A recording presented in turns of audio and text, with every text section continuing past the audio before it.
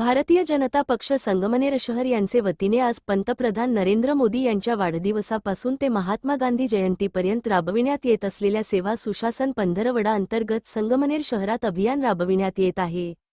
जलसंपदा मंत्री तथा जिल्ह्याचे पालकमंत्री नामदार राधाकृष्ण विखे पाटील साहेब, माजी खासदार डॉक्टर सुजयदादा विखे पाटील, जिल्हा अध्यक्ष माननीय नितीनजी दिनकर यांचे मार्गदर्शनाखाली सेवा सुशासन पंधरवडा अभियानांतर्गत आज शहरातील श्री स्वामी समर्थ सेवा केंद्र, संतोषी माता मंदिर, साईबाबा मंदिर, गंगामाई घाट मंदिर, केशव तीर्थ व प्रवरा नदी परिसरात साफसफाई करण्यात आली।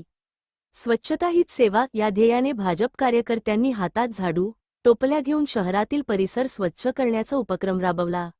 या उपक्रमात शहराच्या अध्यक्षा पायल ताजने, ज्येष्ठ नेते राम जाजू, हरीश चकोड, जिल्हा सचिव राजाभाऊ सांगळे, शहर सरचिटणीस शुभम लहामगे, भारत गवळी, विशाल येनगणदूल, संपत गलांडे, मुकुंद उपरे, प्रेम भालसिंग, प्रवीण करपे, कैलास भरितकर, श्रीनिवास वलुसा, दिलीप रावल, श्याम कोळपकर, महिला मोर्चा शहराध्यक्षा ज्योतिताई बोर यांच्यासह अंजना भालसिंग, सुरेखा खरे, अरुणा पवार, कांचनताई मुंढे, महिला सरचिटणीस रुपाली उंडे, अंजली शिंदे, कविता तेजी, पप्पू तेजी, गिरीश ससाने, संदीप मोहोळे, दीपक भगत, पांडू शेराल, संतोष पठाडे, प्रशांत वाडेकर, लक्ष्मीकांत हजारे, अरुण कुलकर्णी तसेच कार्यकर्ते मोठ्या संख्येने उपस्थित होते। डेस न्यूज मराठी प्रतिनिधी राजेंद्र सांगळे, संगमनेर।